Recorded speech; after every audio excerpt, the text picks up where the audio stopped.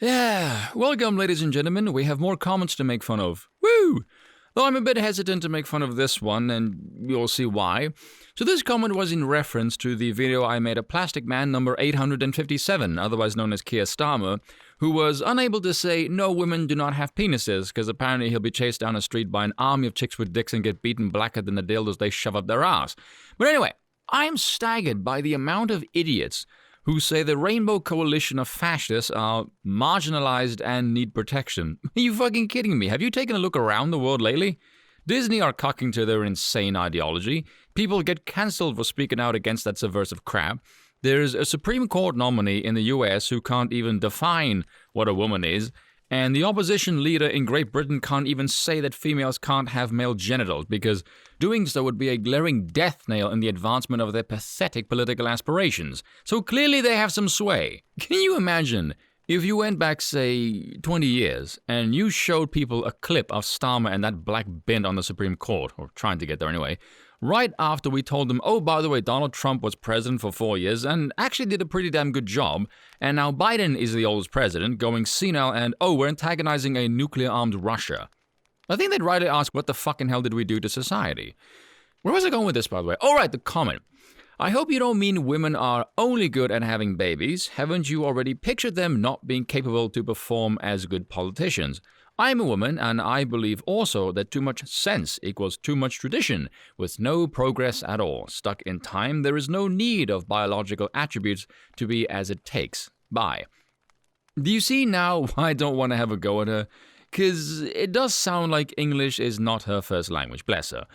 Well, then again, it's not mine either, but still, I'm trying to be nice here. It's not exactly my forte. I hope you don't mean women are only good at having babies. Now, I will give the last credit. At least she frames this as a question, unlike the previous bellend who wrote, if you just admitted to me and everyone else what you want. I must have read that at least 20 times, and I still couldn't figure out what the hell he was writing, because his tenses were all over the fucking place. I'll be honest, it was only when I was writing the script for that video did it hit me that he meant, if you just admit to me. I thought, oh, that's what he was trying to say. Oh, that makes far more sense. But he's still an idiot, so bollocks to him. But to Josie, no, I did not mean that. Funny, I don't recall mentioning in the video that giving birth is the only function of females, merely that the capacity to give birth is the sole function that makes females female, because it is something that only women can do, because they have ovaries and a uterus, and men do not. Again, I can't believe we have to say that in 2022, or in some places you fucking can't, which is even stupider.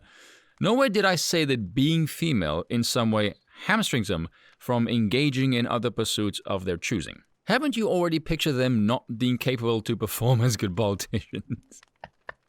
Okay, in case you guys haven't caught on, I'm a tad mischievous. I'm kind of an asshole. And I've noticed I do this thing when I'm communicating with people where for some reason I will read something and interpret it in probably the exact opposite way they intended. And I have no idea why. Because what she wrote, I can tell she is not exactly impressed with my stance on females. Hell, feminists would likely deride me as some backward savage if they knew the things I think. Then again, a lot of women also think it's really base, so know your audience. But me, being the asshole that I am, I read it as if she's encouraging me to picture my grand utopian vision of society. As if I should picture myself in a leather armchair with the top hat and the monocle, swirling my whiskey, thinking, finally, the women have been vanquished from all political affairs. At last we shall have peace and quiet. I am a woman. Well done. And I believe also that too much sense equals too much tradition with no progress at all. Okay, this is where clarification or perhaps elaboration comes in handy. Because in this framing, it seems to imply that progress comes at the expense of tradition.